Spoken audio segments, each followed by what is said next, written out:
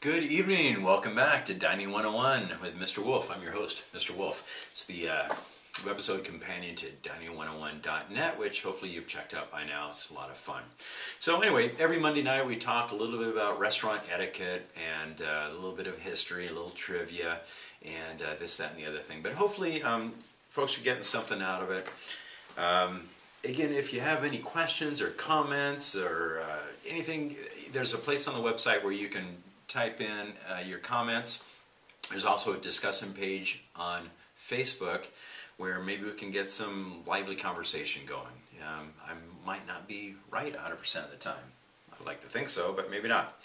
So this week I want to talk we've actually had a couple of questions from studio members and also some subscribers. And one of the questions was pretty interesting. It said, "Hey, Mr. Wolfe, sometimes when I'm in a busy restaurant, I like to help out the waiter and stack my dishes for them. Isn't that great?" And I said, "Not so much. Why not?" Well, I know places get busy, and hopefully you're dining at restaurants where this isn't occurring, where they're understaffed, but when a busboy or a waiter goes to clear a table, it's quite the art. And you've got to start with the larger plates first, and then kind of build up to the smaller plates as you're building all that up your arm so you can try to clear the entire foretop at one shot. Now, as you can imagine, if you're stacking your entree plates and your bread plates on here, and you've got your forks and knives going every which way, they're probably not going to be able to clear that table in one shot. And as a matter of fact, it might actually impede them, and now they're going to have to make 2 or maybe 3 trips just to clear that table. So I know you want to help out, but it's supposed to be your night off. You take the night off. Just leave all your stuff where it is. And if you leave your fork and knife where it's supposed to go in the 4 o'clock position, they're going to know you're done. They're probably going to tell by your body language that you're done as well. And just let them do their thing. So I thought that was kind of a fun question. Another one that was brought up about 2 or 3 webisodes ago, I mentioned that the bread plate is for bread and butter only, maybe oil, no olive pits, cherry stems, etc. So Christine wanted to know, well, where do the cherry stems go? And I had to think about it for a minute, but it kind of makes sense. In your cocktail, if a cherry or an olive or an onion or an orange wedge or a lemon wedge or a lime wedge or whatever it is, celery stalk, is a part of the drink, that means it's an ingredient of the drink. That means the bartender thought that it belonged as part of the drink. So it should stay in the drink until you're done consuming the drink, at which point if you want to eat the cherry or not eat the cherry, it needs to stay in the glass or go back in the glass. So the cherry stem, olive pit, celery stalk, whatever, it needs to just stay in that glass and it can be whisked away. Again, this is really just for your bread and butter, maybe oil, whatever else they give you with the bread. One other thing that came up the other night at the restaurant was, all the hip young guys nowadays like to wear these really flimsy V-neck white t-shirts when they go out.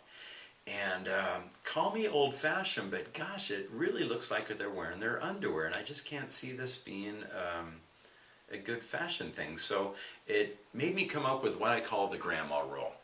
So if you're getting ready to go out to a nice restaurant, when I say nice restaurant, somewhere where you're going to be paying over $50 a head for dinner probably, just take a quick check at yourself and ask yourself, would my grandmother think this is a good idea? And if the answer is no, it's probably not. Let's see, do we need some examples? We already talked about the flimsy V-neck white t-shirt thing. That I don't think would fly with your grandma. She's going to say, put on some clothes. It looks like you're wearing your underwear. Baseball cap on or hat backwards. Do you think she would approve of that? Probably not. Flip-flops? Probably not. If you're eating at a cafe at the beach outside during the summertime, well, that's perfectly fine. But you're indoors and it's nighttime and it's dinner time and everybody else took the effort to get dressed. So you don't want to offend your dining companions or the other diners in the restaurant or the chef. You want to get suited up and get dressed up. It's the nice, gentlemanly thing to do. So enough on that. Let's move right on to really the meat of this week's episode. We've already talked about ordering. We talked about ordering in order. And we talked about ordering the appetizer and then the entree. Dessert we'll get to later, of course. But I know nowadays it's really popular for everybody to want to share their appetizers and desserts especially. Entrees not so much. Some people like to share the entrees, which I think is great.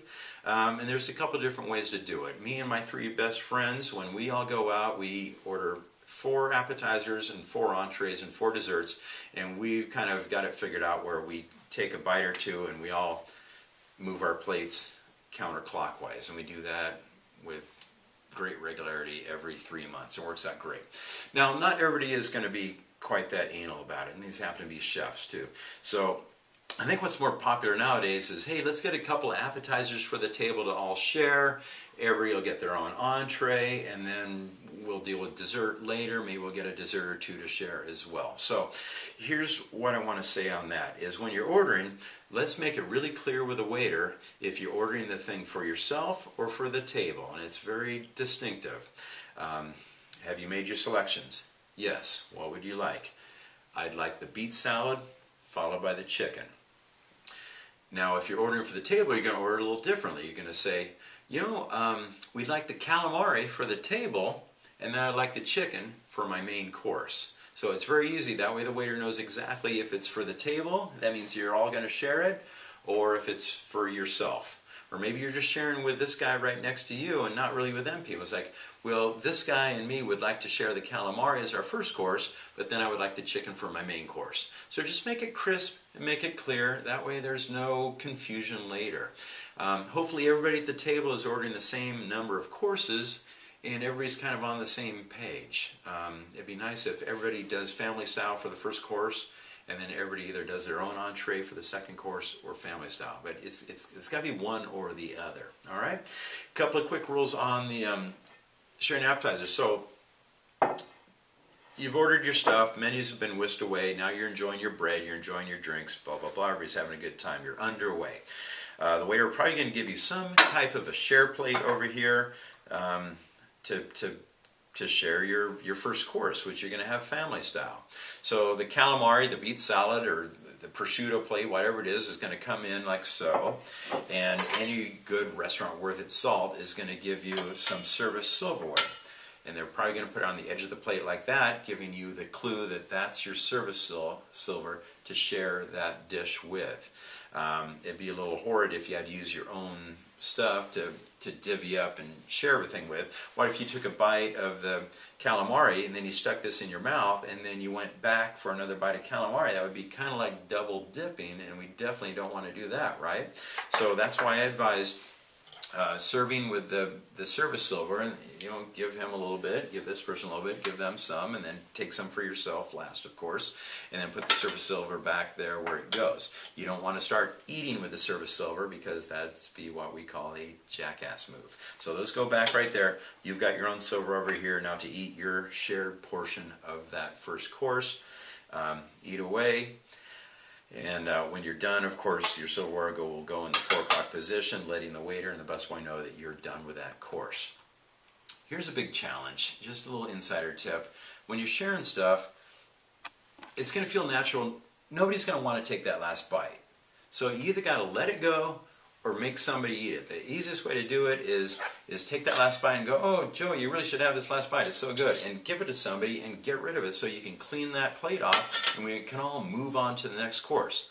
The longer you leave that one little bite there, the longer you're going to sit there and wait and wait and wait until somebody clears that table and we can move on to the next course. So anyway, that's my suggestion to you, just to keep things moving along. So nothing wrong with sharing stuff as long as everybody knows the rules. Again, this is your bread plate, so you're not going to share the calamari on your bread plate because only bread and butter goes on there. You're going to use your share plate for that first course, or whatever it may be. So that's it for this week. We're going to move on to wine service next week, so it'll be kind of exciting. I might actually stand up and move around a little bit more. Who knows what's going to go on? I get all crazy over here at Chez Andre. But anyway, I want to thank you so much for joining us at Dining 101 this week, Webisode 5, I think. I'm starting to lose count. So Anyway, any questions, any concerns, any you want to give me a hassle, test me, please do. Go to the website, dining101.net. There's a page on there where you can write your comments and questions, and I will see you next week. Dine well, dine right.